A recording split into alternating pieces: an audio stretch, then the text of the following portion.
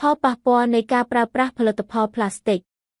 បច្ចុប្បន្នប្លាស្ទិកបានក្លាយជាសម្ភារៈសំខាន់មួយដែលមនុស្សប្រើប្រាស់យ៉ាងទូលំទូលាយក្នុងជីវិតប្រចាំថ្ងៃផលិតផលប្លាស្ទិកដែលប្រើបានតែមួយដងមានជាអាទិថង់ស្លាបព្រាសមដប់ទឹកប្រអប់ដាក់អាហារជាប្រភេទប្លាស្ទិកបានដែលផ្ដល់ភាពងាយស្រួលនិងមានតម្លៃថោកសម្រាប់អ្នកប្រើប្រាស់ទោះជាយ៉ាងណាក៏ដោយការប្រើប្រាស់ប្លាស្ទិកច្រើនបានបង្កឲ្យមានផលប៉ះពាល់យ៉ាងធ្ងន់ធ្ងរដល់បរិស្ថានសុខភាពមនុស្សនិងសត្វរស់នៅក្នុងធម្មជាតិដូច្នេះការយល់ដឹងអំពីផលប៉ះពាល់នៃការប្រើប្រាស់ផលិតផលប្លាស្ទិកគឺមានសារៈសំខាន់ណាស់សម្រាប់ការការពារអភិរក្សបរិស្ថាននិងការអភិវឌ្ឍប្រកបដោយចីរភាពបើតាមអត្ថបទរបស់ក្រសួងបរិស្ថានការប្រើប្រាស់ផលិតផលប្លាស្ទិកដែលប្រើបានតែមួយដងមិនបានត្រឹមត្រូវអាចបង្កឲ្យមានផលប៉ះពាល់យ៉ាងខ្លាំងដល់បរិស្ថាននិងសង្គមព្រោះប្លាស្ទិកភាគច្រើនត្រូវបានផលិតពីសារធាតុគីមីដែលពិបាកបំបែកធាតុវិញនៅក្នុងធម្មជាតិនិងប្លាស្ទិកមួយចំនួនអាចចំណាយពេលរាប់រយឆ្នាំដើម្បីបំបែកធាតុឬរលាយវិញក្នុងធម្មជាតិដូចនេះការបោះចោលសំណល់ប្លាស្ទិកដោយគ្មានការគ្រប់គ្រងត្រឹមត្រូវអាចនាំឲ្យមានការបំពុលដីទឹកនិងខ្យល់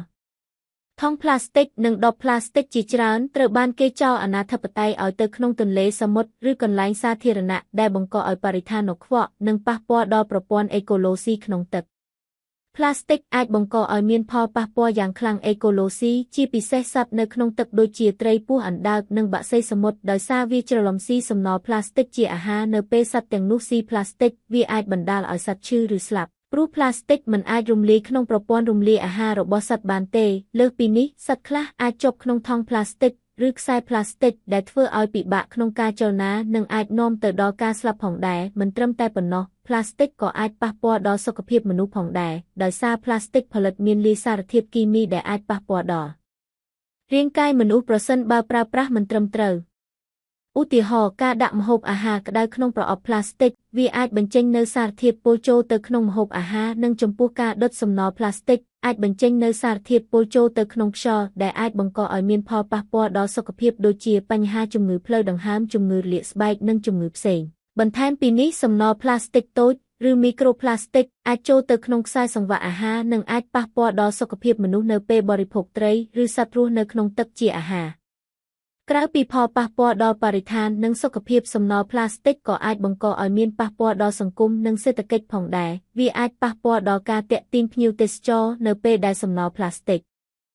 បោះចោលរាយប៉ាយនៅតាមដងផ្លូវតំបន់ទេសចរនិងក្នុងទីក្រុងជាមួយគ្នាដែរចំពោះការប្រមូលនិងសម្អាតសំណល់ប្លាស្ទិកដែលរាយប៉ាយត្រូវចំណាយពេលនិងថវិកាច្រើនដូចនេះប្រសិនបើគ្មានការគ្រប់គ្រងសំណល់ប្លាស្ទិកឲ្យបានល្អទេវាអាចបង្កបញ្ហាកាន់តែធ្ងន់ធ្ងរឡើងនាពេលអនាគត